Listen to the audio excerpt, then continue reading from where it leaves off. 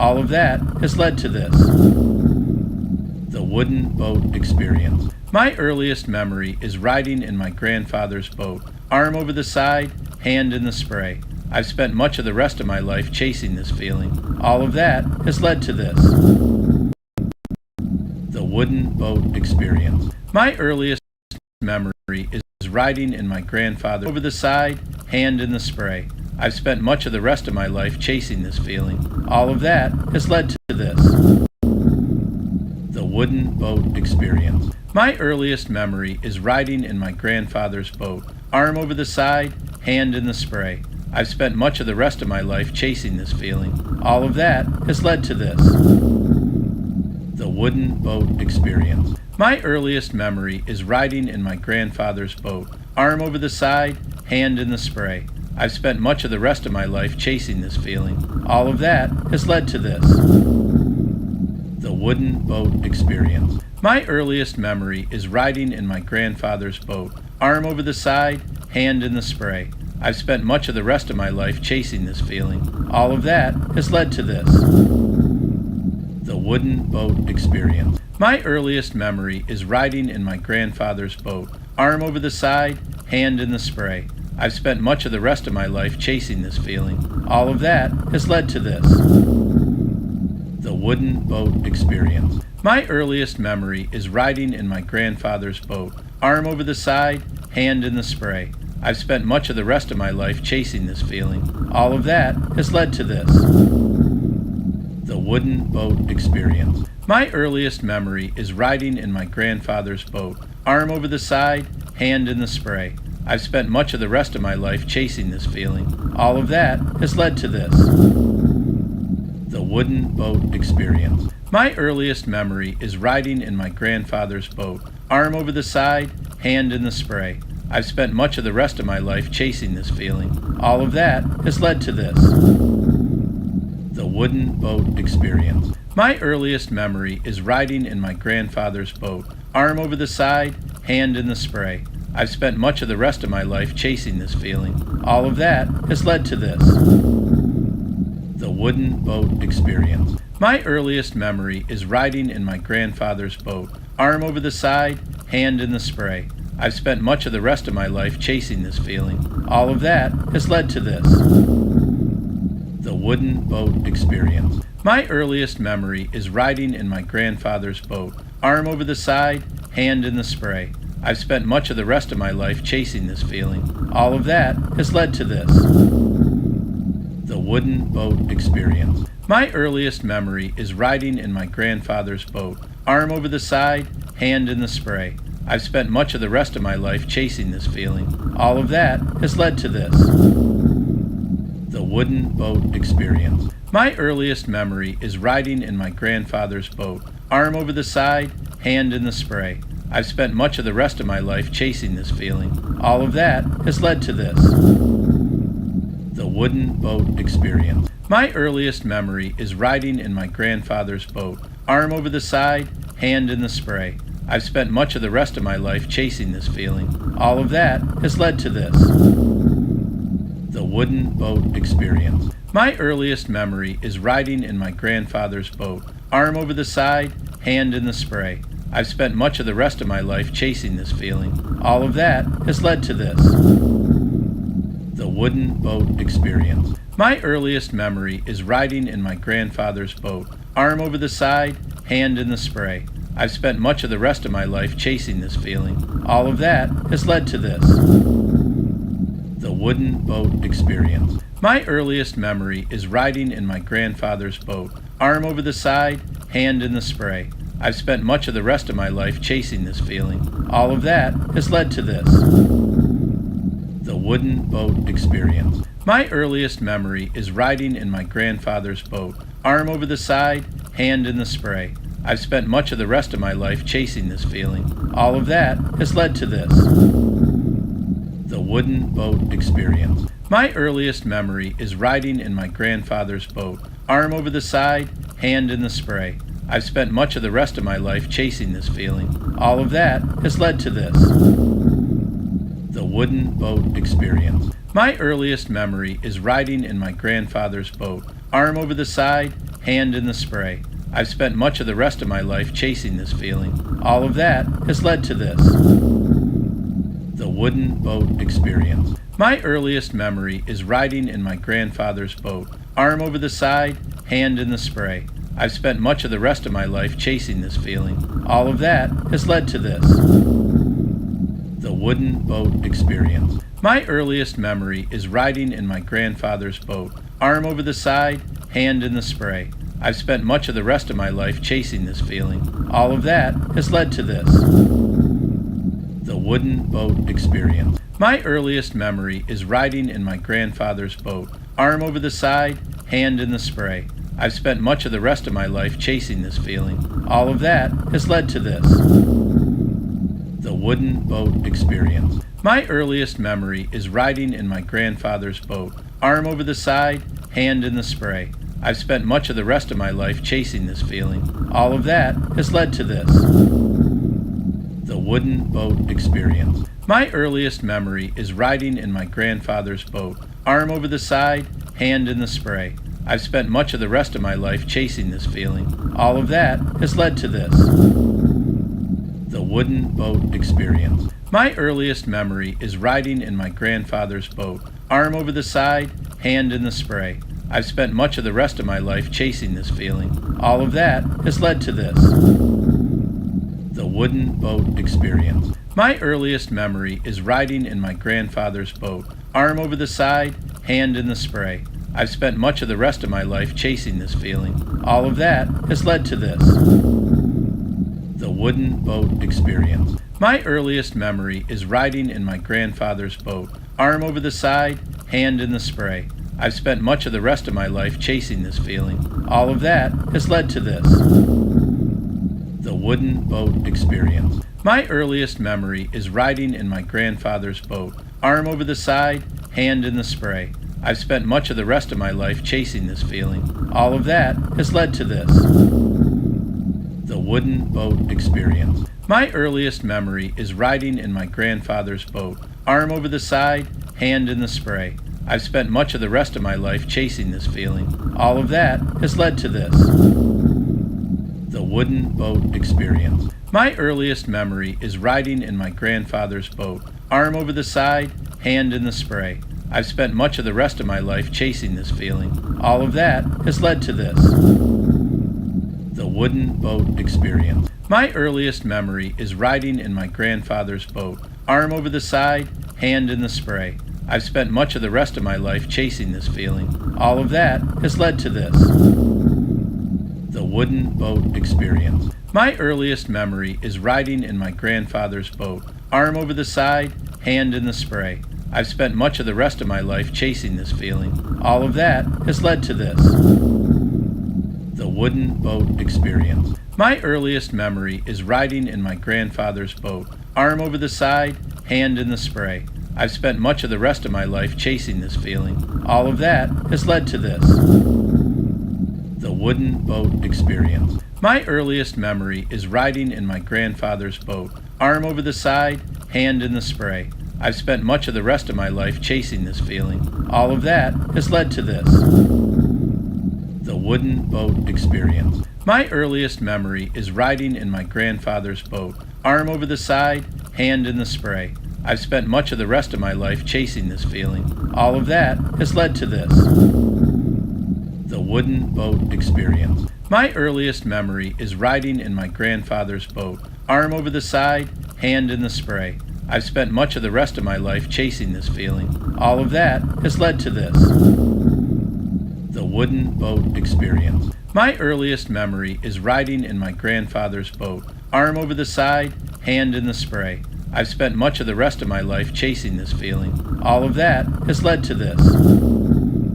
The wooden boat experience. My earliest memory is riding in my grandfather's boat, arm over the side, hand in the spray. I've spent much of the rest of my life chasing this feeling. All of that has led to this.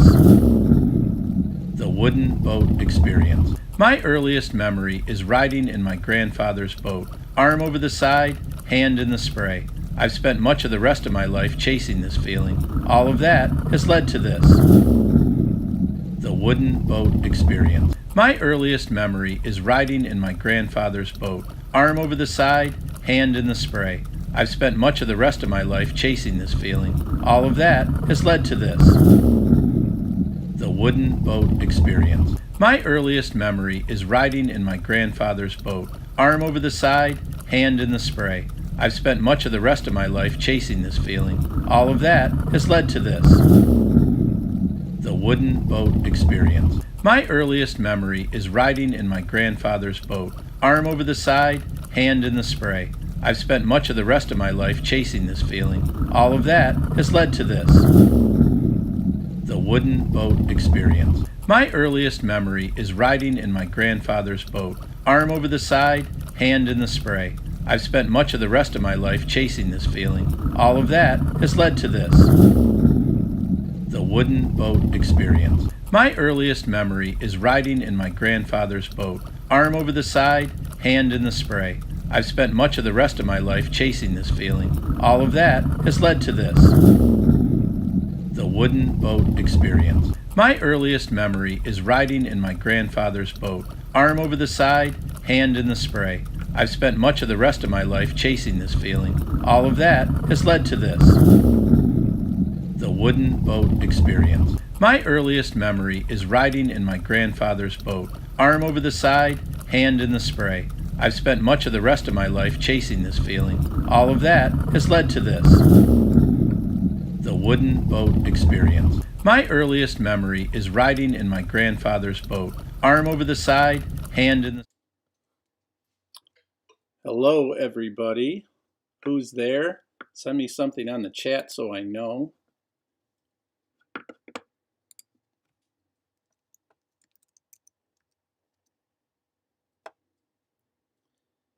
Hey, Paul. You're the first one. First one to win a sticker. I'm typing something in right now.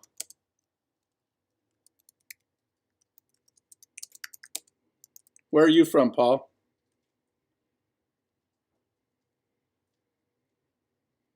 And there's Rick.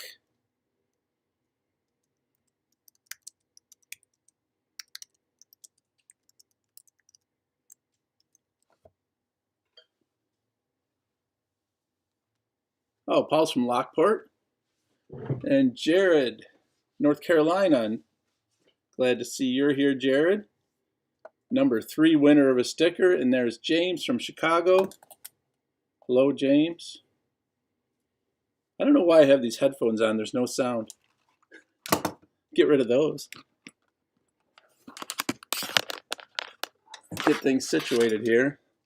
David Daly, welcome. Glad to see you guys. The weather took a turn for the worse. It was warm this morning, but as you can see, we've got the fire going in the wood-fired oven behind me, which is making it nice in here. And Speckles is sitting here. Speckles, can you come over here and say hi?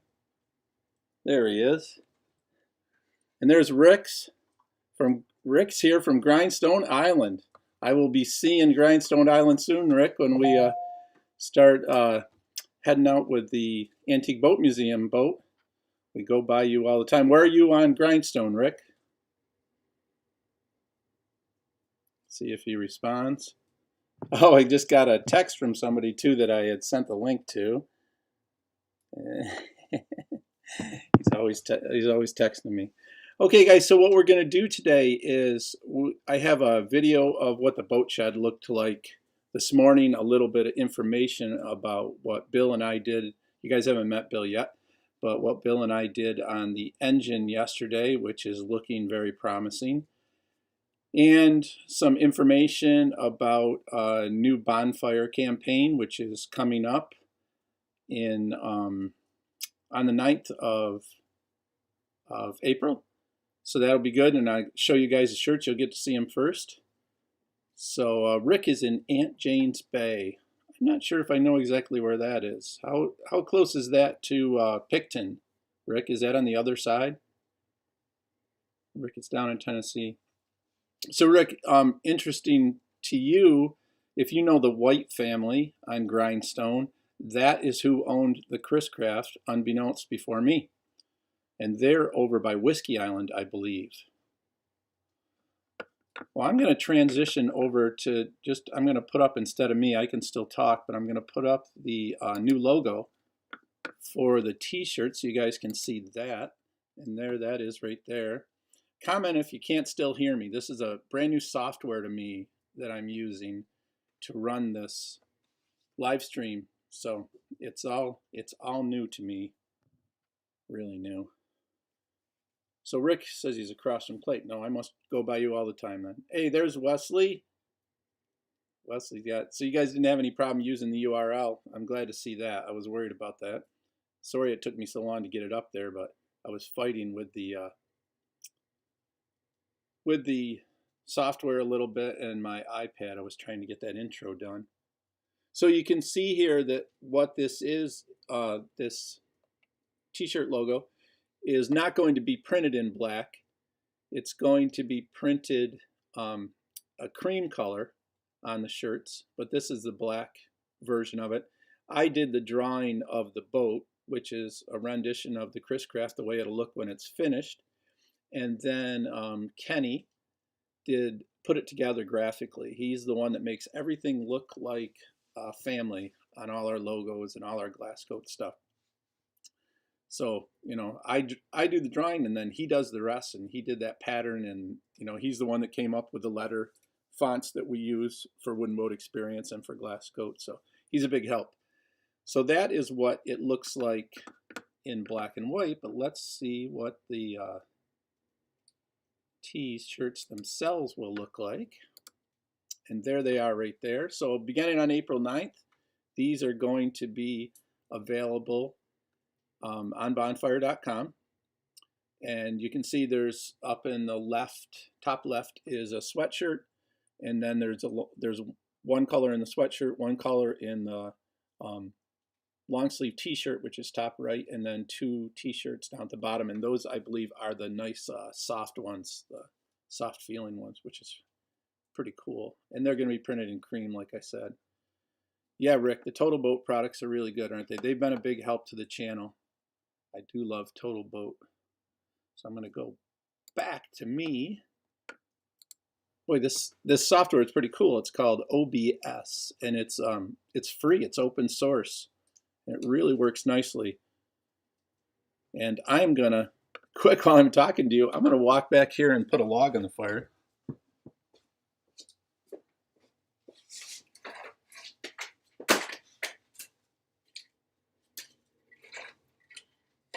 No pizza today. Didn't get the dough ready, but I might cook something in the fire sometime later on today. We'll see. So James says he likes the colors. That's good. And what did I saw? I saw Rick said he was working on something. Pocket ship from CLC. What is CLC, Rick? I'm not sure what that is. So I'm assuming that's a boat that you're building. And Brittany is monitoring me from my daughter from Seattle. She's making sure I do everything right here, and she sends me a text if I screw up. So I better keep those texts ready. Nothing yet, so I must be doing okay. So you guys have half an hour with me. We got about 20 minutes, 22 minutes left. And Rick says hi to Speckles. Hey, Speck, somebody's saying hi to you, buddy. If you guys have any questions, this is the Patreon members' time. So if you have any specific questions that you haven't heard answered in the videos, I'd be happy to answer those for you. Oh, and Rick says it's from Chesapeake Lightcraft. Okay, I have seen those before. I didn't know it was called CLC in Maryland. So this is our kitchen with our wood-fired oven. And this is, I do a lot of the production work back here on this breakfast nook thing here. That's how I did that intro a couple weeks ago, where the drill had that roll of paper that kept rolling up. I did it on there. Jim says, will you be entering unbeknownst in the boat show this year? Yeah, I think so. I've never actually put a boat in the boat show. I've been there doing stuff, and I will be, of course, as a captain there at the museum, I drive the boat that day. All the captains show up that day. I don't know what category that would go in. I don't know if they have a resto mod category.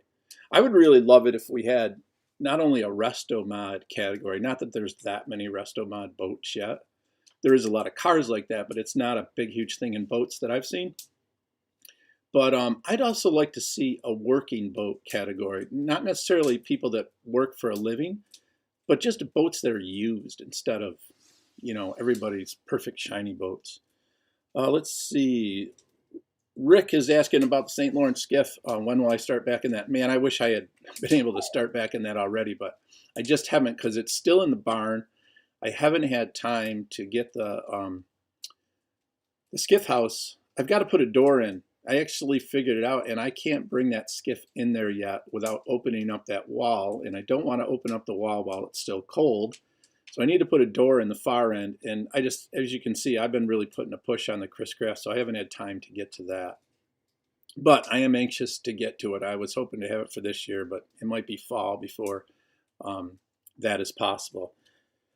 David's asking about Snake Mountain Boat Works.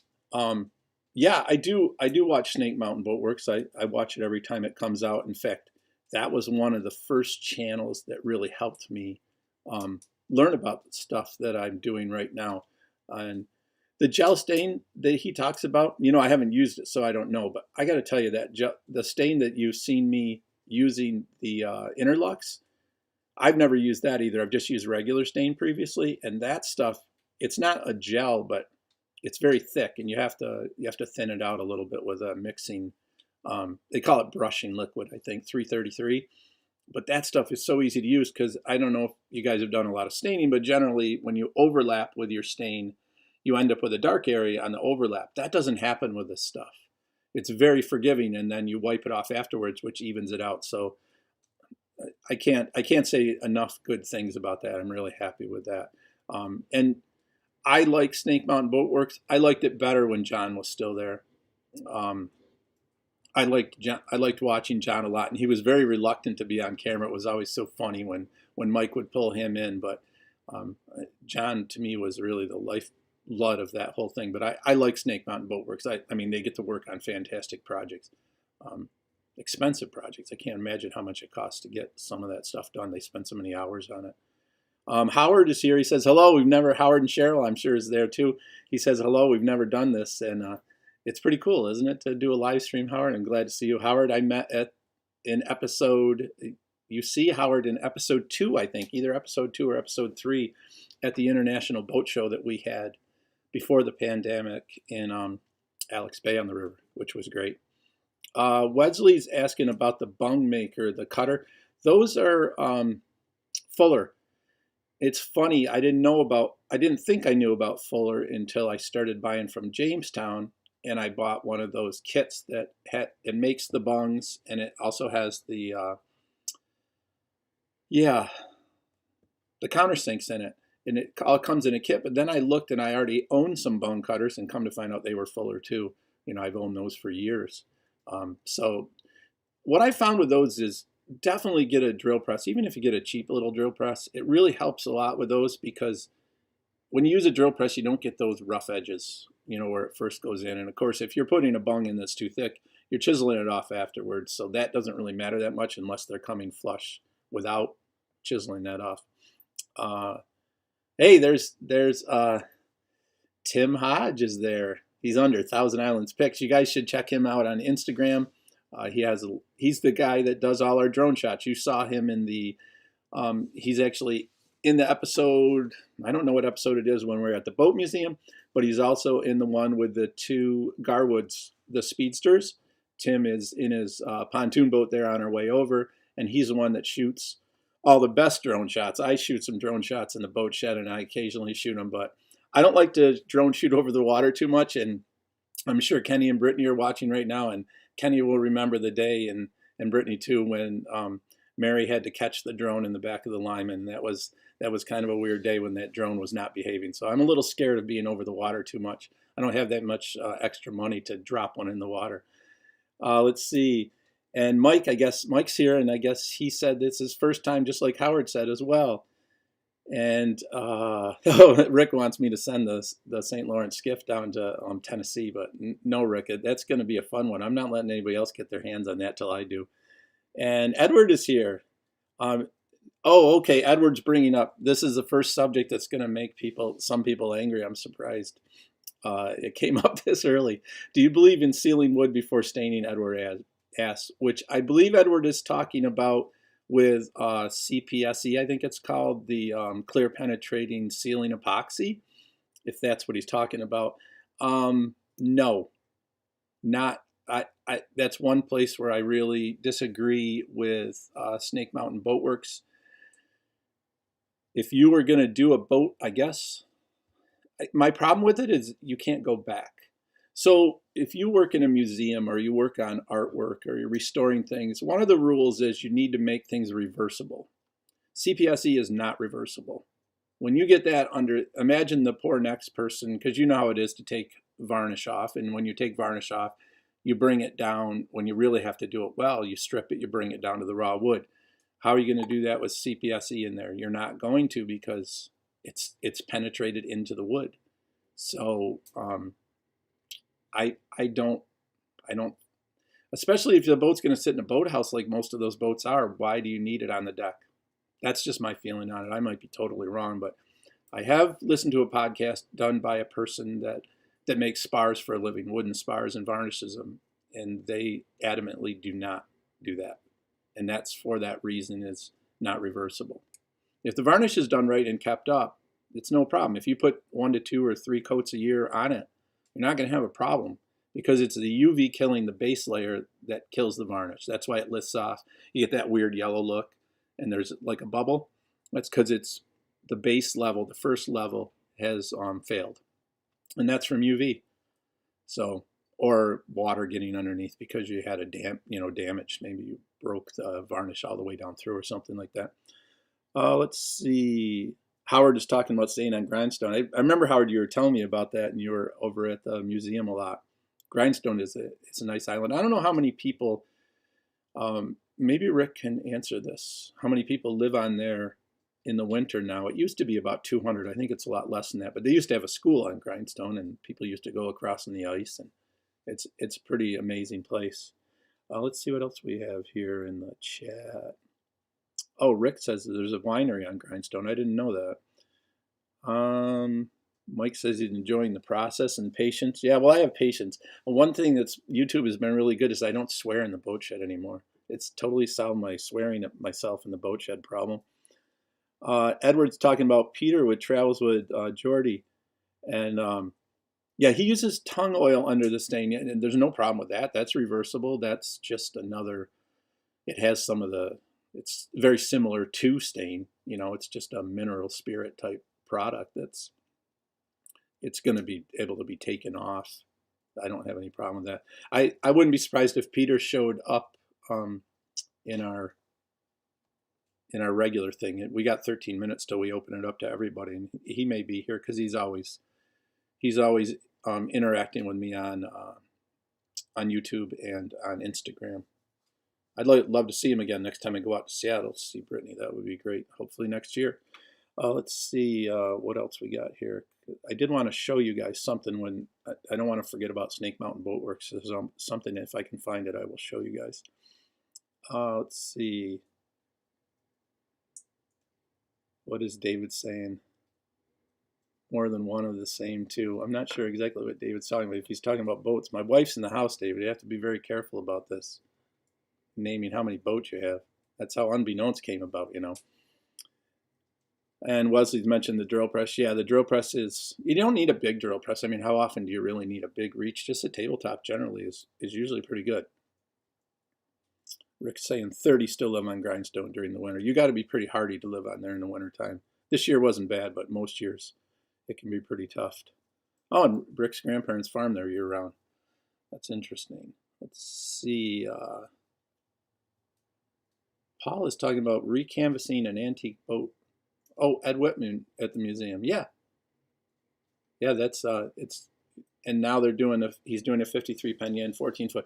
That looks like a hard thing to do. Andy Derby that comes on the channel does a lot of that, but it's I think that takes a lot of patience. I did have a talk with the guys over at Sirens in Ontario, and we talked about how they like to use Type Bond 3.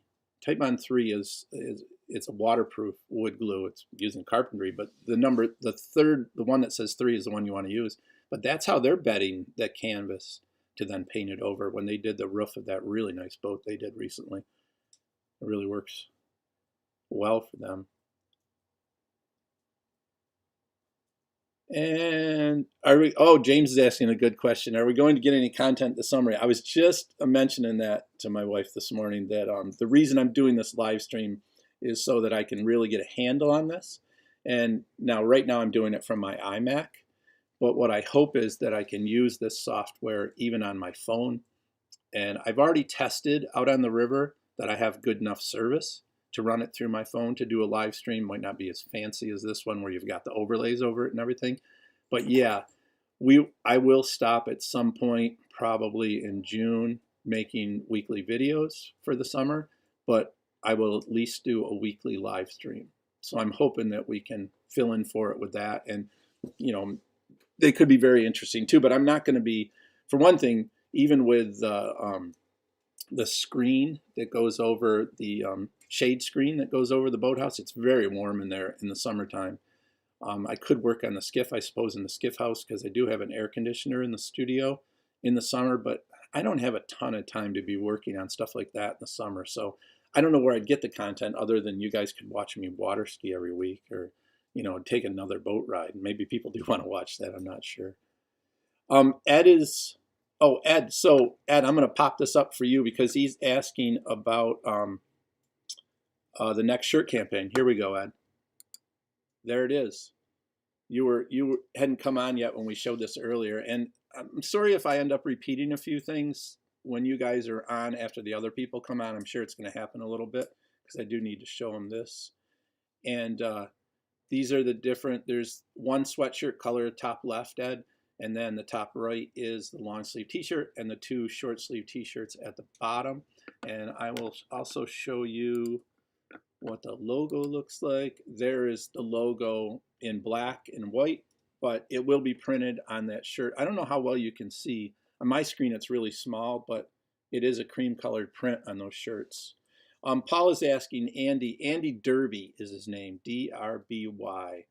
And Andy is with, he works with Mark, and Andy's got a lot of history. He is the guy that created the Penyan Swift reproductions back in the 90s. I don't know how many they made, like 5 of them. And they're really cool boats. So if you look up Itchy Dog Boatworks, I think it's ICHYDOG, and that's Mark's company, and Andy helps him, and Andy does his own thing. He's retired. He used to work on the canal, on the Erie Canal. I say canal like everybody's going to know about it, but if you're not from New York, you probably don't. But Andy was a lock keeper on the canal, and we went to high school together. So James is looking forward to seeing the live stream on the river. And yeah, Chippewa is fun to watch. And also, of course, the Boat Museum is interested in me doing some of the live streaming. So we could use the ride boat at the river, but also there are generally 4 to 5 antique boats in the working fleet. So I don't have pictures of those here, but I wish I did. But there's some pretty interesting boats, and maybe we'll do something on that as well. And it's cool to see Clayton because Clayton is, you know, by boat ride, it's, you know, in the Lyman, it's a half-day ride down there, third of a day or so. So it's a different part of the river that I'm only on when I'm down there at the Boat Museum. I generally stick around Chippewa when I'm here. And Brittany's chiming in now too. Yeah, Brittany likes she likes the river videos because she misses the river, and she missed it last year, first time I think ever in her life, last summer because of the pandemic. Let me get back to me here. Forget what I'm doing. Okay, so we got about 7 minutes left before we let everybody in. If you guys have any questions you want to ask for the Patreon only. So I'm going to make sure, I don't know how many people we have here. Definitely everybody here is going to get a sticker. And the sticker, it's right, I don't know if, can you see my pointer? Maybe not, but it's right below the logo here, to my right. on the left of the screen, you see the little black boat that's there with a name in the center of it. That's what that sticker is going to look like. And we only had 50 of those made. They haven't even showed up yet. I expected them Friday, but we'll get them probably tomorrow. We may make that design again, but it won't be in that color. So only 50 of them. First 35 are going to be given out to the first 35 of you guys that commented today. And then the other ones are maybe for my water bottle or for somebody special. I'll give a few of them out and kind of hold on to them. I got a little storehouse. I always want at least one copy of everything we ever did. So for the future, whatever that is. Oh, here we got John. John's here. And John is on Wellesley Island in the summer. Minneapolis, I think, is where he is the rest of the year. And Wesley likes the river videos as well. So yeah, and you know, I kept talking last year. I don't know how much I talked about it on there, but I was telling people about the videos I'm going to do with the St. Lawrence Skiff. I actually shot 26 videos of taking the skiff out to different places in Chippewa, and they're all sitting on a hard drive, and I haven't started making those yet. They won't be Wooden Boat Experience. They're going to be called Rowing the River. I just haven't had time. These videos every week take me, like this week, that was a pretty long video. And the length of the video is driven by how much content I filmed during the week. But that video, I started it early on Wednesday.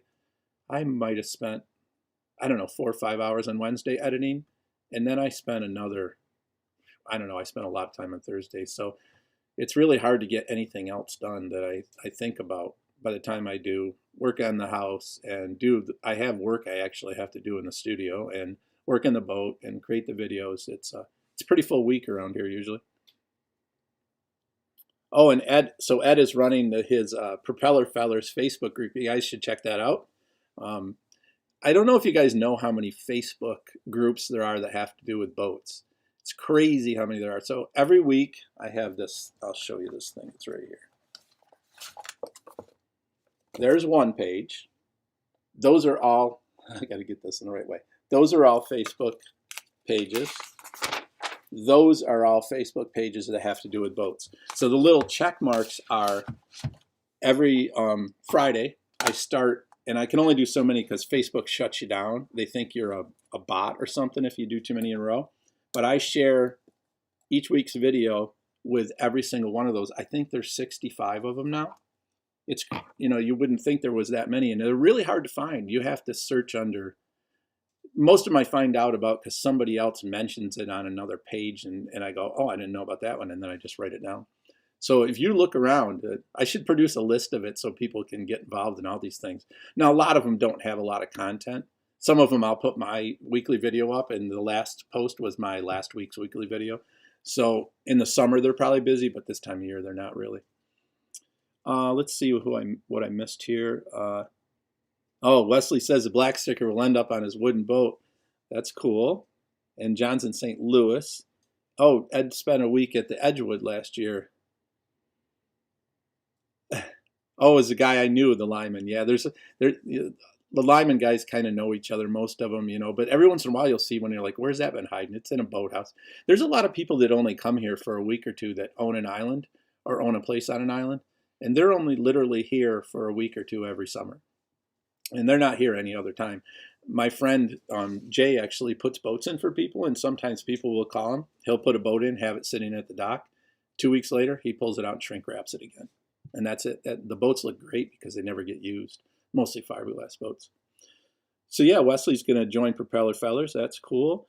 And thanks, Paul, for saying the editing is awesome.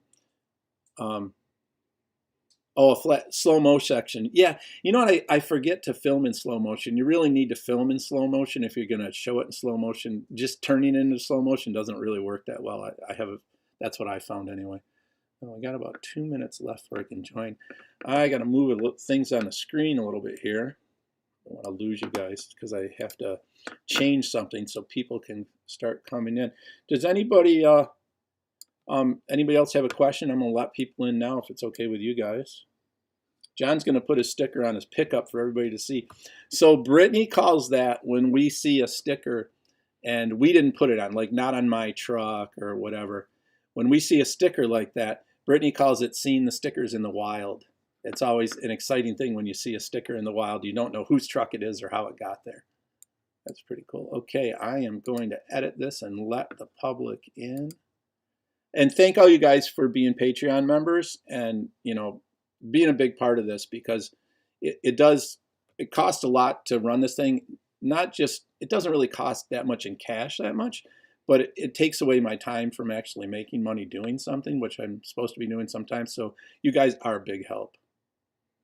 Okay, public, let's see if this works.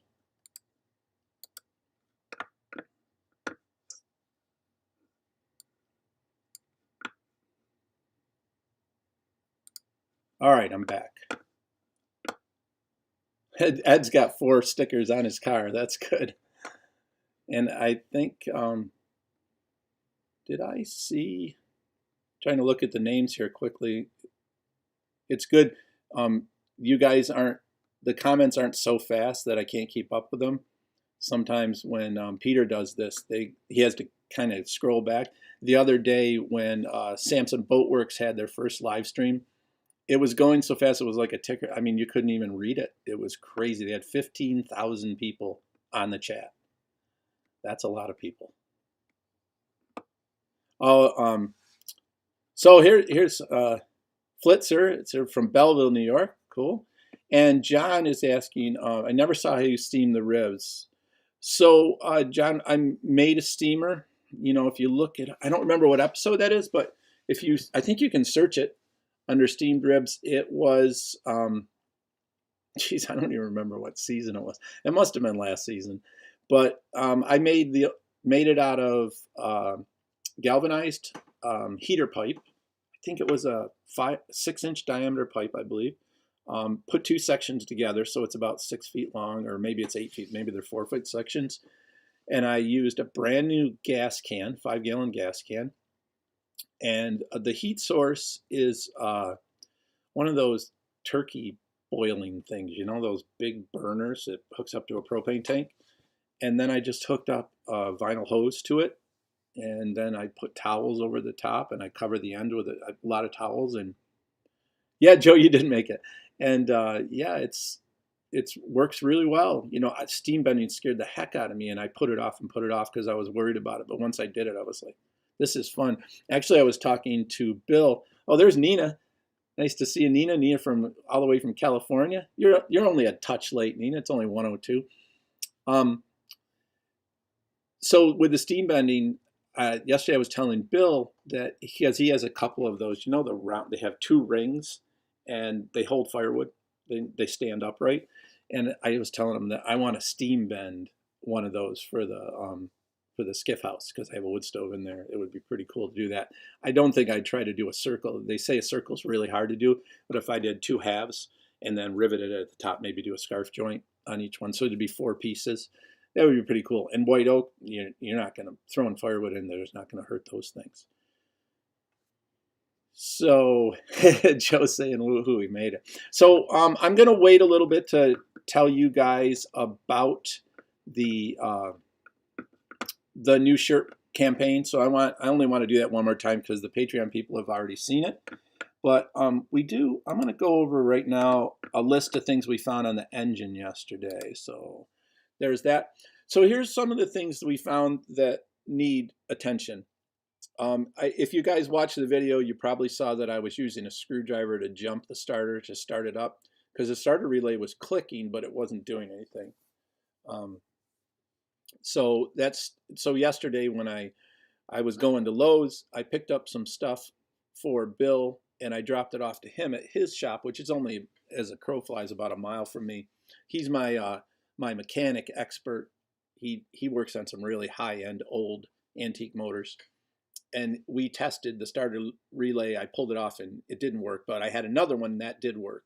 So I will be starting it normally with the key. Although I really think I want a push button switch. I like push button switches. It seems more right for an old boat. The carburetor is going to be replaced. We could not get it to idle. It runs fine if you spritz gas in. It runs fine if you rev it up. But and we pulled the don't tell anybody, but we pulled the little carb, you know what, carb, the emissions, the little thing that stops you from touching the idle jet. We even pulled that off and pulled the idle jet out and cleaned it, and we couldn't get it to idle. So it's got to be replaced. I'm not going to spend any more time on it. And we found that there is a rebuilt carb that will fit that same plate that my son made, and that was important to me. I didn't want to lose that thing because he put a lot of time into that. And hey, Andrew is here. Nice to see you, Andrew. And also a Hermes switch. I don't know if you guys know what a Hermes switch is, and I didn't know it was called this until I saw it in the wiring diagram. But there's a little switch that tells that there's oil pressure. So it's hooked to where you would have an oil sending unit for a gauge, and this switch is there, and it has wires coming off of it, and the wires go up to the electric fuel pump. Now I kind of wish it had a mechanical fuel pump. I'm not thrilled with an electric fuel pump in this motor. To me, it's one more thing that's more likely to go wrong than a mechanical one. But there's a plate for a mechanical pump, but I don't know if the cam is set up properly for it, and I don't know because the engine mount is right there. I don't know if it's in the way. So I'm going to take a look. My friend Jay has one of these motors sitting there, and I'm going to see whether the fuel pump goes down or up on that, because it does have to be, of course, a marine fuel pump, because you don't want to be leaking gas when the diaphragm goes. We got to do an oil change with the Schaefer's oil. I haven't put that in yet, so we're going to do that. Finish degreasing and cleaning it, and I will lift it up with a tractor and actually take it out of the boat shed, put it out in front, so I can, once I degrease it. And that Schaefer's degreaser worked fantastic, that citrus degreaser, but I also want to be able to spray it with a hose afterwards. We kind of check the timing, but I want to check that with it idling and get it to idle properly. I do have a really good manual for this motor, so I know exactly what the timing is and how it's supposed to idle and everything. Some new fuel lines. I don't really like the way that's done right now. And then, of course, install it in the boat, which I don't want to build that center deck until I have the motor in there, because I could do all the measuring, but I would have to leave a little more leeway, where if I have the motor in there, I know right what I can do and where I need to leave access and everything. So that's the plan with that. Let's see who else is here. Steven is here. Steven's from Canada. And I want to make sure I didn't miss any comments here. Brittany did say, yeah, season 1, episode 26 for the steaming. That's good. Check that out, because that a local guy named Pat Snyder, who's a really good. I'm going to switch me back to being on here. Pat Snyder, who restores boats, and is also, he and his son both have sea skiffs. I think they're both 26 footers, older ones, and they're charter guides. They guide for fishing, and they both, I think they're the only guys left chartering using wooden boats. So that, and then in the winter they restore boats. So he came over and helped me with the steaming. He wanted to come over and visit. He came over and helped me do that. That was really cool. And let me check these other. So Joe says he has a 1960 Dyer Glamour Girl with a gray marine inboard. Yeah, send me a picture of that. We got to get it on the transom, Joe. I love gray marines. My favorite, I would really love, but remember if you guys saw, I did the episode about changing over the tack, and I've been trying to decide if that's going to work. But my favorite gauge set, there's a gray marine, it's probably about this big, and it's a single one. It has a tack on the top, and it has 3 gauges on the bottom, and it's just round. Oh, I wish I could, if that wasn't a mechanical, there's one on eBay right now. But it's a mechanical, and again, it's the same problem. I don't have any access to a mechanical drive for this engine.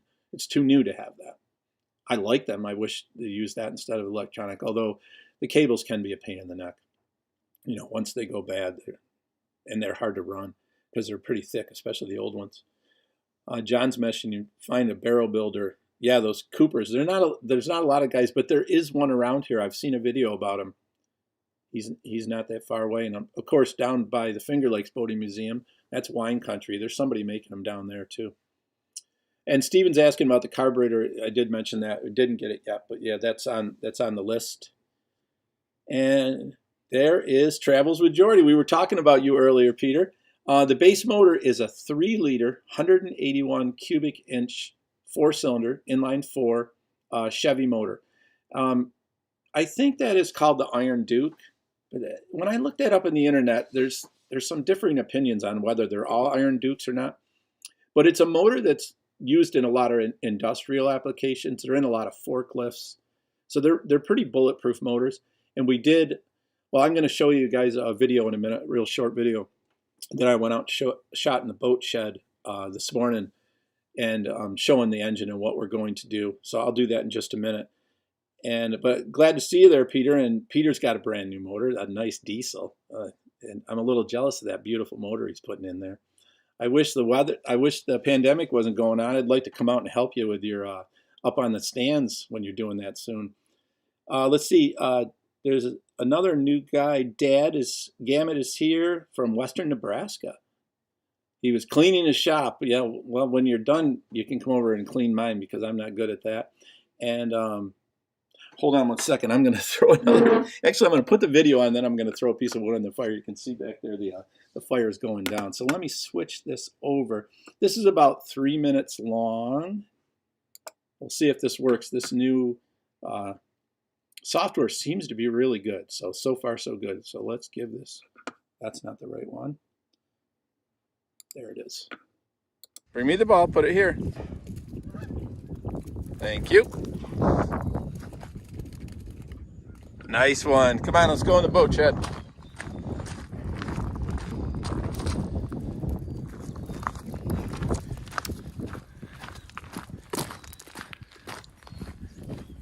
Okay, it's Sunday morning. Getting ready for the live stream. Thought I'd show you guys where things stand. Come on in, Spec. Right now, Bill and I did do a bunch. Probably should have untied this first. On the motor, which you'll see this week. Found out a few things that are wrong. Starter relay was bad. I think you guys saw that before. We had to put a new cap and rotor on. That was shooting spark inside of it. We got all that straightened around. And we finally decided, after numerous tries, this carb has got to go. So I'll be ordering a new one of those this week, a rebuilt one. And we're going to go with the regular electric choke. See, now we can get it with the same base. We don't have to get rid of this plate, which is what I was worried about. But when he was spritzing it, it ran really well. We also have to deal with this Hermes switch, which is messing up because that's what drives the electric fuel pump. And it's either a bad connection in this wire right here or the switch itself. So we'll deal with that. But the compression is fantastic. It was near 200 on every cylinder. We're getting closer with that. Boat's looking good. Did get another second coat of varnish on these tow rails. And man, the boat shed's not even that dirty. It's so nice when it's not a mess. Third coat on the transom right now. We'll be doing more on that this week. We'll also be doing some staining on those stringers in there. Pulling out that door. That's going to get, I'll probably pull that this afternoon after the live stream. Get it into the studio, get that stained, and also the board that goes across here. We'll get that stained and start varnishing that. We've got the spray rails that have never been mounted since I remade them.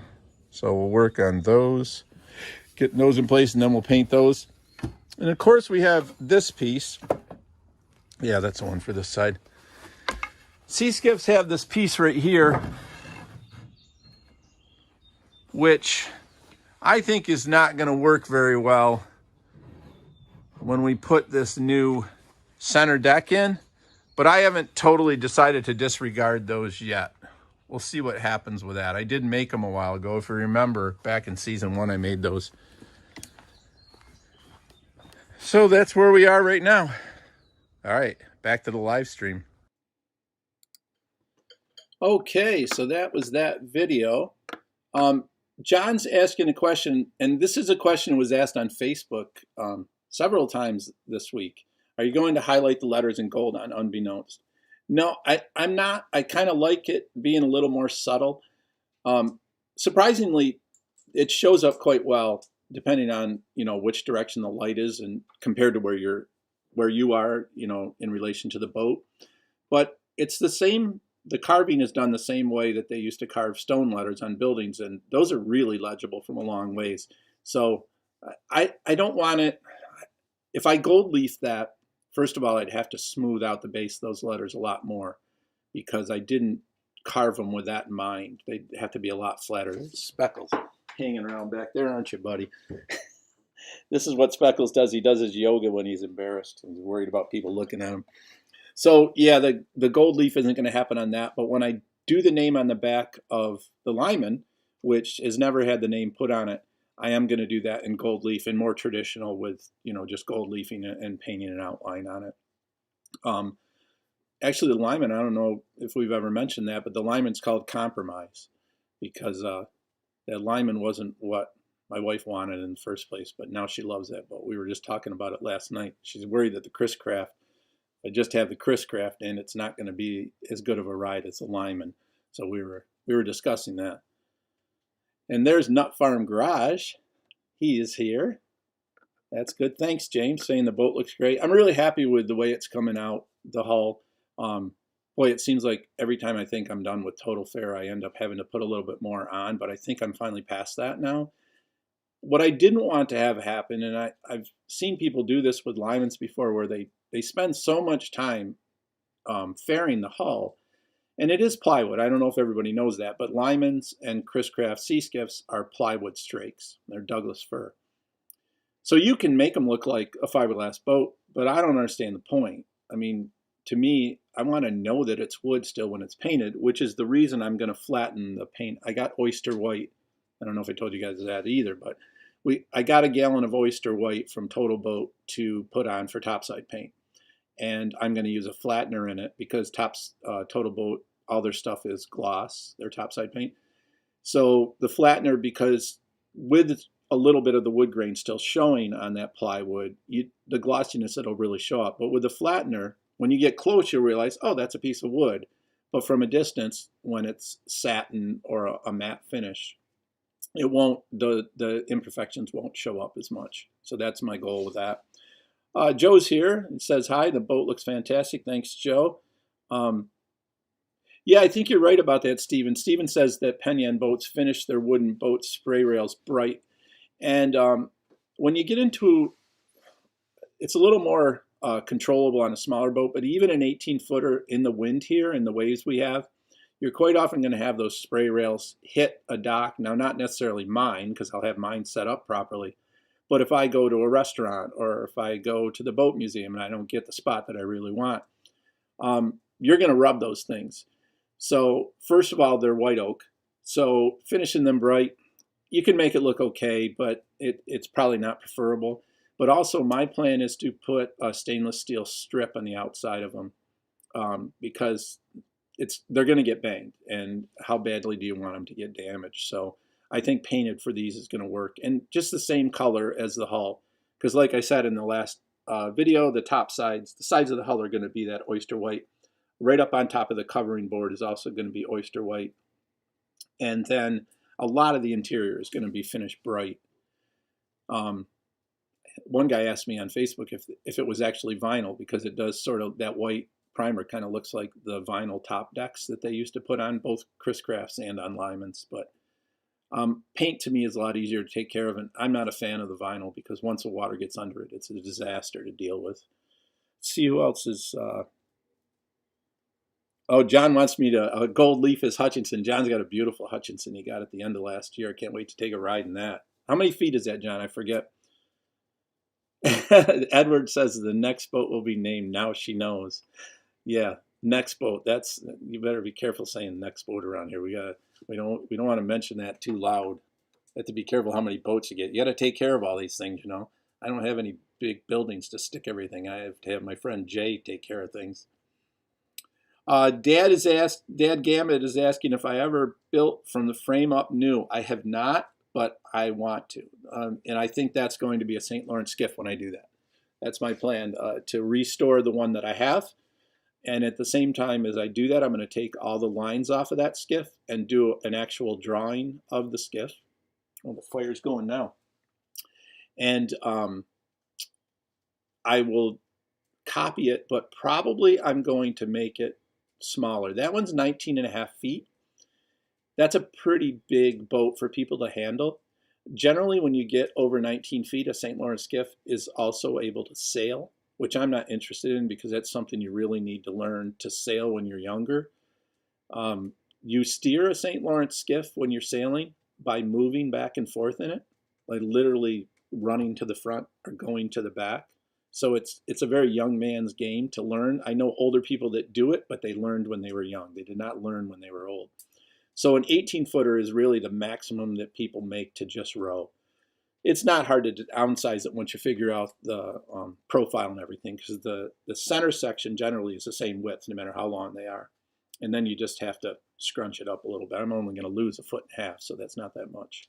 But yes, that's what I'm planning on doing. That's why I have that white pine that's sitting stickered in the back of the boat shed. Let's see. John says his Hutchinson's 22 feet. And it's a beautiful boat. Can't wait to go in that. But yes, I do plan to answer that question, build one from scratch. David has one that he built that's called a divorce dinghy. I remember you told me about that, David, or I saw it on Facebook maybe one time, something like that. So I didn't show, did I show you guys, since the public came on, did I show you guys the shirts? I guess I did when Ed was here. We'll do that one more time at the end. So that won't start until, I'll just put it up quick while I'm mentioning that. So this is going to start April 9th. That's not this week's episode, but the week after. And these will be up for 14 days, I think. I think that's what we usually do. And what that will be is selling these shirts will help us deal with the cost involved in finishing this project up. That's what we'll use the money that we make from the shirts. Bonfire is really nice because we have our own shirts, and I don't know if you guys, if any of you have ever gone on glassgoat.com or on our Etsy store, but we have Wooden Boat Experience stuff on glassgoat.com. We have shirts. I don't think we have sweatshirts on there. I think just t-shirts and long sleeve shirts. But with Bonfire, literally once we download this thing to them and get everything set up, they handle the rest of it and they ship it out. Now, unfortunately, with the pandemic, Steve had a problem getting it to Ontario. He still hasn't got a shirt there, but I'm finding out about that Monday because I didn't know about that till recently. So I will deal with that Monday and find out whether the thing got lost. They can print another one because they do make samples, so they can do it, just one shirt if they need to. So we'll make sure he gets taken care of on that. Let's see, there was another question here. Oh, Joe's asking, do you expect the Chris Craft to ride as well as the Lyman? So I would expect the Chris Craft to be very similar to the first design of the Lyman. So my Lyman is a 67. I think Lyman changed in the early 60s. I don't know what year, maybe 60, 62, somewhere in there, where they went to, if you guys know Lymans, they have a very distinctive bow flare. The bow really flares up in the front, which makes them a very dry boat. The actual shape of the hull in the water isn't that much different than the older ones. But the older Lymans were shaped a lot like the Chris Craft. And if you look at the Chris Craft bow, it comes up, but it doesn't flare out at the top. It's more straight up. And when you have a boat like that, it tends to be a wetter boat in rough water. So I don't think the ride will be that much different other than it's an 8-foot shorter boat. So you can take my 26-foot Lyman out in 2.5-foot waves on the river, and it's no big deal. It really doesn't care. For one thing, because you're not out there planing and going fast. I don't ever take that boat over, I think the highest I've ever had, 2,500 RPM, and that's a 327 Chevy. That boat's probably capable of, if you wanted to push it, 25, 26 miles an hour, I think. I don't think I've ever had it above 18, something like, it's just not what that boat's for. When we do that wake surfing that you've seen on the episodes, we're only going around 1,800 to 1,900 RPM, sometimes 12 miles an hour, maybe 13 at the most. You really don't need to go fast to do that. I've never water skied behind it. I've only wake surfed behind it. When we go barefooting or water skiing, we go behind Jay's got a ski nautique. So that's what we go. It's a plastic boat. So we go behind that. It's really good for that stuff. It's not a great barefoot boat, but it does the job. You can't use a boom on it because there's too much side spray. So it's not going, the Chris Craft is not going to be the same because it's not going to be as dry and it's not as long. So to compare, it's not really not a fair comparison. You'll probably deal with it differently. And there's certain, like if it's really rough, we still take a trip to Alex Bay, which from there from Chippewa is 12 miles or something like that. We don't think about it. We go. It's not a big deal. With a Chris Craft, you'd probably think about it. Which way is the wind coming? Is it going to hit you at an angle? With that boat, if it's hitting you at an angle, you would get wet. Now with a lineman, you can get wet sometimes, but it's a pretty rough day if you get wet in the lineman. So they're going to be similar boats in that they're lap strake. They're built the same way, but it's not going to be the same. It won't be the same ride. It'll be a really nice ride. It's not going to be like a ski boat ride. I mean, we have a ski boat, and that thing we used to take to Alex Bay, and that'll beat you to death in the wrong waves. It's okay for the driver. It's not good for anybody else. Oh, let's see. Oh, Paul's asking if the boat name gets registered. Not in boats this size. The boat is registered as, actually, I think in New York State, the numbers stay with a boat. It doesn't change. It's not like when you register a car here, you get a new plate and it gets a new number. But I don't think the boat numbers change. I think they stay the same.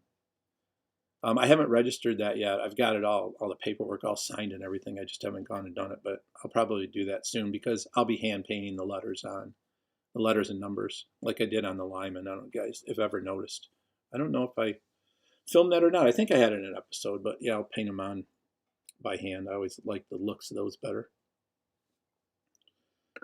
So no, you can name your boat or name your boat. Some people freak out if you change the name of a boat. So here's something. I don't know if any of you guys know about this, but I saw this on Facebook the other day. Let me see if I can get this. So this thing is a half penny. It's got a ship on it. And so I saw on Facebook recently that somebody was doing a skiff or a canoe or something, and they drilled out a little circle or chiseled it out, and they dropped that penny down in it and had it screwed in place.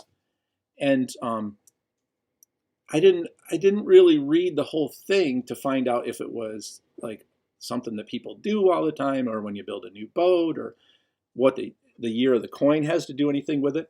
So yesterday I had to go get, I got vaccinated yesterday, and I stopped with my wife at this flea market, and I'm walking along, and I've never seen a half penny in my life before, and I just saw this on Facebook days ago, and there was a whole little bowl of these half pennies for 25 cents each. So I grabbed 5 of them. So I'm thinking, if this is a thing, they each have the ship on them. I'll put one in the Chris Craft and one on the skiff. But that means, well, I guess I got one for the Lyman. I got to get 2 other boats. It's a problem. Uh-oh, Mary heard that. Mary's in the other room. She just said what? So maybe that won't be happening. Let's see. David said he saw that too. Yeah, if you can remember where that was, David, share that with me again, would you? Because I couldn't find it. John says, what's your choice of varnish or polyfilm? So for varnish, when I first started varnishing, I tried to use Epiphanes, and I couldn't use it. It was so thick. But then I discovered that the can, it was an old can, but it had been sealed up, but it had thickened a lot. So I was turned off by Epiphanes really badly. Last year I made a huge mistake. Last year I didn't strip the Lyman down, but I sanded it down because the Lyman's got missing varnish. It's got issues with that. But I didn't want it to deteriorate anymore. So last year I sanded it down really well, and I put 3 coats on, but I didn't have any gloss, and I used matte or satin. I don't remember which one I used. And it didn't last the summer. It was literally peeling off by the end. Well, I hadn't read the book on varnish that I have now. It's right here. This is a really good book. Unfortunately, I haven't been able to find another one. This is called Brightwork. This book is fantastic if you can get your hands on it. This woman, Rebecca J. Whitman, has something to do for a while with the Center for Wooden Boats in Seattle, but I couldn't find much on her on the internet. I was hoping to find another copy of that book. Once I read that, I realized you have to put gloss down first. Now, the reason I use Epiphanes on the unbeknownst is because all I had in gloss was Epiphanes. I have Total Boat Gleam and Lust here. One is matte and one is satin. I don't know why they differentiate between those two that way. You know, they use the different name for what it essentially is a similar thing, but you can only put satin or matte on as your last one or two coats. The gloss has to be the rest. So I guess right now, Epiphanes is my go-to. I don't blame what happened last year on Total Boat because it was my fault. I didn't put gloss down first. I was going right on basically bare wood in some spots with it, and that's where it failed. So I am the Epiphanes I have now. When you thinned it, it's real easy to put on. When it's full strength, you have to know what you're doing not to get. Do you guys know what those called? Those little drips? They're called curtains. If you want to avoid curtains, you better make sure you're on top of your game when you're using Epiphanes, because it's thick and heavy, and it sets pretty quickly, and those things set in and they're hard to get rid of. It doesn't drip as easy because it's thicker, but once it drips, it can be tough to deal with. So I don't know that I have actually a total go-to yet, but I put Epiphanes on the skiff that I was rowing around last year with a wooden top and fiberglass hull. I Epiphanes the top of that, and that sat out from the beginning of July until October, and that varnish is perfect. And I only put 2 coats on that thing. It's amazing how good that looks. So I'm a big believer in the Epiphanes, but I'm not a disbeliever in the Total Boat. I just haven't used it enough yet. The one time I used it, I did it wrong. My fault. So I've got to have a little bit more experience with that. Previous, I almost always, I guess, used Epiphanes because it was what was laying around, because I was mostly working on other people's stuff, not my own. Let's see here. Make sure I didn't miss anything. Oh, and John also asked about paint. Well, so far, this Total Boat stuff seems fantastic. I've used before Pettit. I've never had a lot of problem with topside paint. I'm pretty good at keeping the boat clean, and it's covered up. It doesn't sit outside except during the summer. So I don't know enough to tell you which one. I haven't found a bad one, put it that way. Yeah, Brett says I got busted. Yeah, I did. Yeah, Peter's saying Epiphanes, and I have seen him. He definitely spends a lot of time doing bright work. And Andy at Boatworks today has a real good post on those Total Boat. Yeah, I started to watch that one day, David, and I didn't have time to watch the whole thing. I got to go back to that. Andy's a good one for showing when he screws up. But he's more of a fiberglass guy. I only want to watch so much stuff about fiberglass boats. There's enough wooden boat stuff around. I don't have time to watch, so I don't watch that much fiberglass stuff. But I do have to use fiberglass and epoxy sometimes, so it's good to know about it. I'm going to make sure that put this T logo up again in case anybody didn't see that. This is a black and white version that Kenny and I worked on. I did the drawing of the boat. Kenny put it all together, and that is going to be printed. Everything that's black will be printed in cream on those new t-shirts. And we're also going to have a sticker of this. I don't know how we're going to do that. Probably similar to the shirt, maybe print it with a cream logo, and then we just got to decide on the background. But Patreon people will be getting this new sticker soon. I'll probably order them this week. They usually come pretty quick. You can see that that the changes are on this boat, where you can see the little anchor in the back on that door.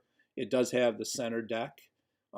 Because of this angle, it doesn't show that the seat faces rearward, but that's the way that's going to be. And also, it has a very abrupt angle on the flagpole on the front. So that is very similar to that. In the rear one, it's a 13-degree angle on that. I had to order a new one of those because I had the wrong size, wrong diameter of the holder for the flagpole. Actually, I'm going to be staining the flagpoles this week. That's always fun because they're hard to hold on to and deal with. And again, here is what it looks like in the creams. So I'm thinking maybe, and I sometimes get outvoted on this between Brittany and Kenny, but I'm kind of thinking that bottom left color, that cardinal red, would be nice for the sticker. But why don't you guys vote on it right now and tell me what you think? Which color would you like to see the sticker? I didn't even look to see how many people we have on here. Let me see if I can figure that out. This is all new to me. Peter, you got to check out this OBS software for doing. It's free. It's shareware or whatever you call it, open source, and it's really fantastic. And this is my first live stream, and I'm really happy with how it's working. I'm looking here to see if I can. Oh, there's 44 people on there. That's pretty cool. Joe likes the maroon. Ted, 47. What are you answering? I can't remember. Did I ask a question about a number? It's good to see Ted. He's always giving me a comment every week. That's cool. It's not, but Peter, it's not complicated at all. Because I don't like new software. This is super easy. I mean, I just started learning this yesterday, and adding in these other pages. I'm gonna put me back up here again. It's what I've got is on my computer on the left-hand side, there's a preview. And then on the right-hand side is what you guys are actually seeing. And I just put what I want next up there, and I hit transition, and it does it all by itself. Once you set it up, it's really amazingly easy and free. I mean, you can't beat that. What do you use, Peter? Because YouTube, are you just using webcam? Because YouTube has to have something. Oh, Ted's saying number of people on 47. Thanks, Ted. John likes the red. Yeah, we're going to go with some type of red for sure then, it looks like. As long as the people in charge, which isn't me, make the decision properly. David's asking, do the comments we make on your posts on Patreon help you the same way if we comment on YouTube? No, the Patreon thing, I like when you comment on Patreon just because I know what's going on. I like that feedback. But yeah, Patreon doesn't really have anything to do with that. Comments help on what little I know about YouTube. I don't know. It doesn't make any sense to me the weeks that things go really well or things go really badly. I don't know if it's the thumbnail. There's so many variables. You never know what affected it. And we had a great week this week. Today was the first, I don't know if I've ever had a better Saturday than a Friday when I released on Friday morning in a normal situation. And today was a bigger number for Saturday's views of all my videos than it was on Friday. So that's, I think, unheard of. I don't remember that happening before anyway. Oh, Peter's saying he's doing it right off the phone. Did you guys watch Samson's whiskey plank? He was using his phone and it got stuck sideways. So you had to look at it like this. They had bad Wi-Fi there too, so they were having a tough time. So again, David's asking, so a comment on YouTube helps. Yes, it helps, but negative. Yeah, the Patreon doesn't. I just like that feedback. You know, anything with Patreon's just kind of its own entity, and you know, if you comment on there, it's more to help me, you know what's going on and what people like to see or what they don't like to see. Yeah, everybody's liking that color. So Brittany and Kenny, I think it's cardinal red. Kenny, get working on that, would you? It's Sunday. You probably don't have anything to do. You can throw that together. Kenny's a lot quicker than me on the computer. He's a better graphic artist, too. I'm a little heavy-handed. He knows how to make things right. He fixes my screw-ups. Yeah, Joe watched the whiskey plank. They looked like they were having fun putting that on. That was a lot of work. I'm looking forward to when Acorn to Arabella has theirs to that point. They kind of moved their way into the middle now and working on the interior and starting to deal with spars and stuff like that. Such a daunting, I mean, it's daunting to me to deal with mine, but to deal with those bigger boats, you know, luckily they've got help. And, oh, Chris is saying perhaps make available at the Singer Castle gift shop. So Chris, I'm assuming this is Chris that is running Singer Castle gift shop. We still have that other one, Chris. Remember the other shirt? Let me see if I can pull that up quick. And I don't know if you guys have seen this before. I'll keep talking and I'll see if I can find this thing. I hope I'm not screwing something up on the screen while I'm doing this. But we last year when we did that Garwood Speedsters, I did a drawing. Yeah, here it is. I think I can pull this up and make a new scene. Look how easy this is, Peter. You're going to see right now. I'm going to make a new scene right now. And this is going to be called T New. And I'm pulling a piece of artwork over to here. Capture image. Okay, you got to browse for it. Things are when you remember where you left them on the computer. What's the name of it? 7298. Sorry, guys. This is what I did all morning. You guys just get to see it.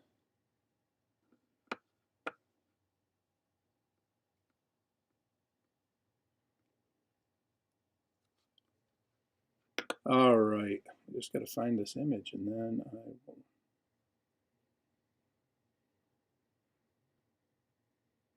There it is. Open that. And OK, and transition. Okay, I got to resize that. Hold on. Let me transition back and make it a little smaller so it fits on the screen. It's the wrong shape for this screen.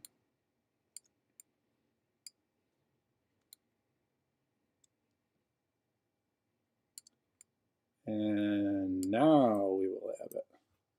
There it is. Okay, so Chris, there's the one that I drew after taking those speedsters out. So in the center of this is Singer Castle that I actually drive a tour boat out to in the summertime. And then I drew this cup, this Dark Island cup, because originally when these speedsters were brought to the Thousand Islands, they wanted to have what was called the Dark Island Cup. And Singer Castle is on Dark Island. And it was going to be a race of just speedsters.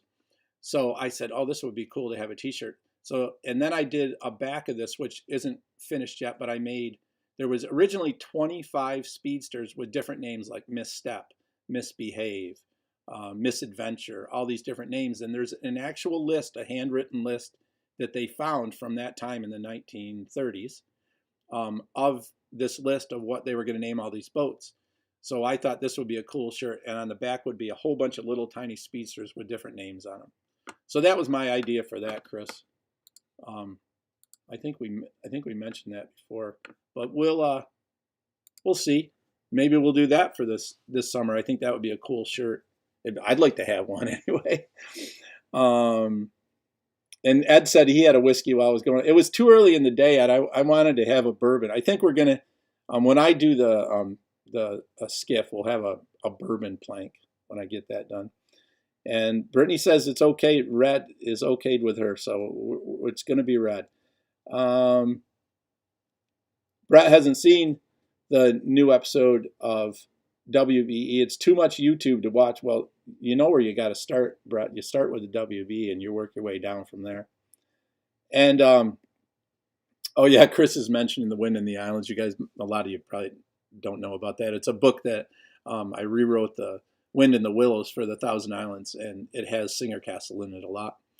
Oh, Nut Farm Garage had a summer shandy, and we can't get those around here this time of year. It's still too cold. So anybody else have any other questions for me? It's 42 minutes. Man, time flies when you're doing these live things. So yeah, we started. Yeah, it's awesome.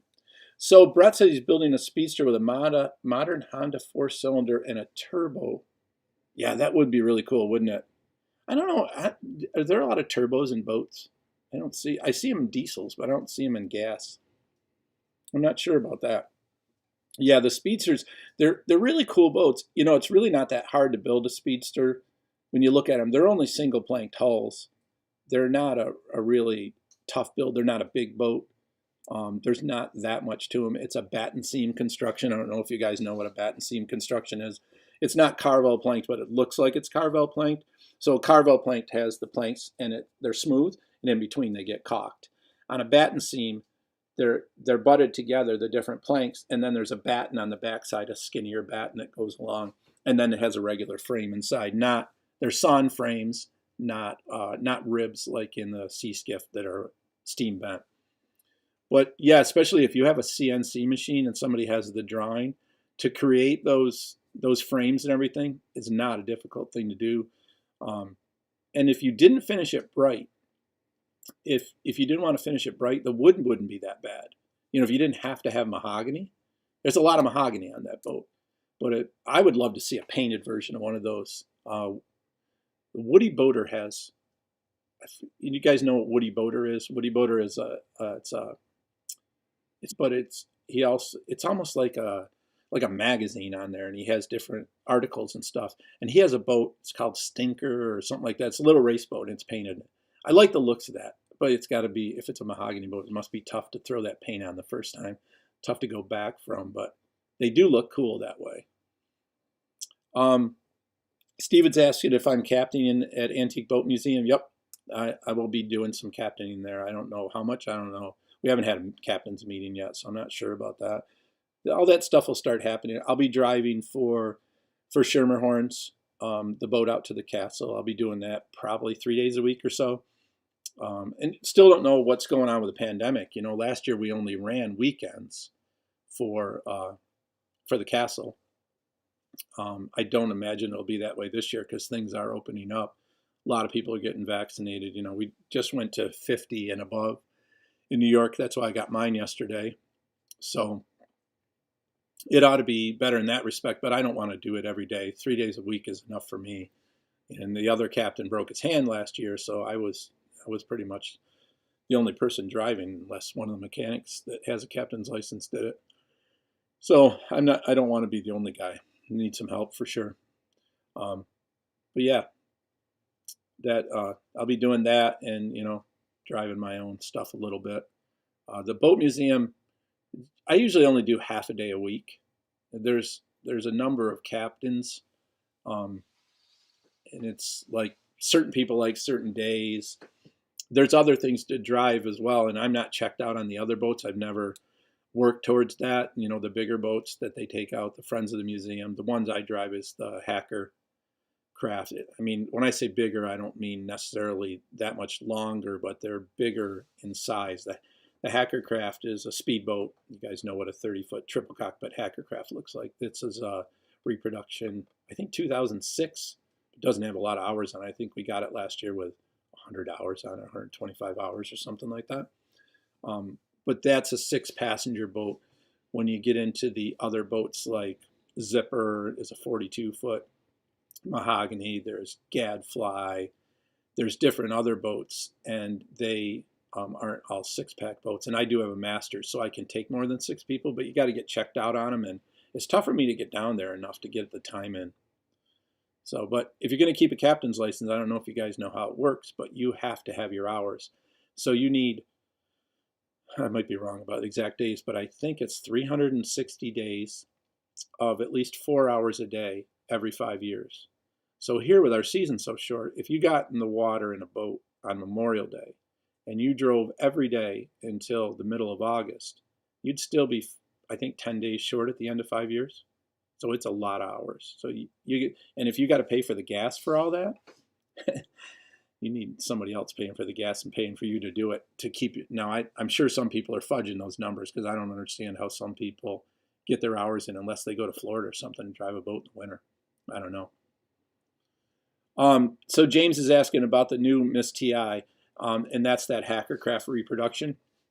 It's nice. The one thing I would do is get a gallon of Bondo, and I'd mix it all up at once, and I'd shove it right into that bow thruster and fill it right in. That's the first thing I do if I own that boat. It makes the most horrible noise when the water comes from the side. It sounds like you hit a shoal. It's this really strange noise. It scares everybody on the boat every time it happens.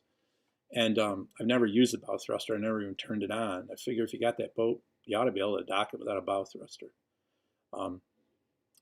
I don't know, but it's a beautiful boat. I mean, that motor, it's got a 502 Chevy in it, which is it's a 454 with a different crank or something. I don't know exactly how they do that to change the cubic inches on it, but it's got a lot of power. It rides really nice. We don't run over 2.5 foot waves. It can be a little bouncy in the front at that, because it's a V hull, but it's fairly flat in the back. So it can be rough for people that aren't used to the boat. It's not as loud as the old one. That's one nice thing. You can talk to people in the back. I mean, it's still got a a good noise to it, but it's got some kind of mufflers on it. We also have a Garwood, which is a 28-foot called Teal. And we take that out. If there's a problem with the Hacker where there's a motor issue or something, Teal is usually in the water, and that's a triple cockpit 28-foot Garwood. That's a reproduction, but an older reproduction. And I like that one a little bit better. I think because it seems, it's got more, it doesn't seem as new. You know, I like boats that have a little bit more patina to them. And that boat, to me, seems a little, it looks more like an older boat, where the Hackers are just so beautiful and so perfect that it seems like you're not driving an old boat, even though it's an old design. Nina's asking about how you flatten the paint. Total Boat doesn't sell a flattener, but Interlux sells a flattener that works with Total Boat. So it's just an additive, and you can literally flatten to the levels that you get at Lowe's on house paint. You know, if you want it matte, or you want it satin, or you want it semi-gloss, it's a percentage. You just ask them and they'll tell you, oh, you use this much percentage. If you guys have ever looked at those Total Boat, those little plastic things they give you to mix up, all those ratios are on the side. So if you want 1-to-1, you use that chart, and if you put this much of this one, then it shows you where you put this much too of the second one. And there's a whole bunch of percentages on there, so they're really handy. And I think that's all the questions we have here. So I think if anybody else doesn't have any questions, we're gonna end this. I've got a little bit of work I've got to do today. I've got to work on the addition, get some trim up in that bedroom. I started the wood stove out there earlier. It wasn't that cold this morning. It was pretty comfortable, but it got chilly. It's gotten windy. It's raining. We got the fire going in here, which is nice. And I started the fire out there. The studio was actually colder than it was outside because I didn't run the kiln last night, and I didn't start a wood fire yesterday, so it was a little cold and damp in there. So I may have to start that up and work out there later today. But it is Sunday. So if you guys don't have any more questions, I appreciate everybody showing up. This has been an awesome first live stream. I'm hoping that I can figure out how to use this software on my phone to take that, out. If not, I'll be doing it just right through the phone. But it would be nice to be able to pop something on there, or maybe make a little video ahead of time that I can run. We'll see if the bandwidth works for that too. Chris is asking about make pizza. Not today. I didn't make any. The dough has to be made a day ahead of time, and I don't even know if we have any in the freezer. But we have other plans for dinner. But I'll be firing this up a few more times. We don't run this thing too much in the summertime. It gets too hot in the house. So it's through the spring, and then we'll have to shut her down for I got to build one for outside, but let's add that to the list of other things I need to do. So thanks, Peter. Great to see you too. Nut Farm Garage, thank you for saying it's a great live stream. Joe says it's been fantastic. I'm glad you guys showed up. I appreciate it. We're going to do this more often. We'll do this once in a while, and in the summer we're going to do this a lot. So tell everybody about it. Make sure you comment, like, share, all those things. The first 35 people that commented, I will go through this thing later on and figure that out. And they will all get a sticker. I'm probably going to have to contact you guys, get an address from you. So that's why I need you to be a subscriber. So I will make sure that everybody subscribes so I can get back a hold of you, and I will do that soon. And I will talk to you guys next week is episode 33. We'll be talking about the engine, doing some more staining, and I got to keep some things a secret. I can't tell you everything. So thank you so much, and I will see you guys soon.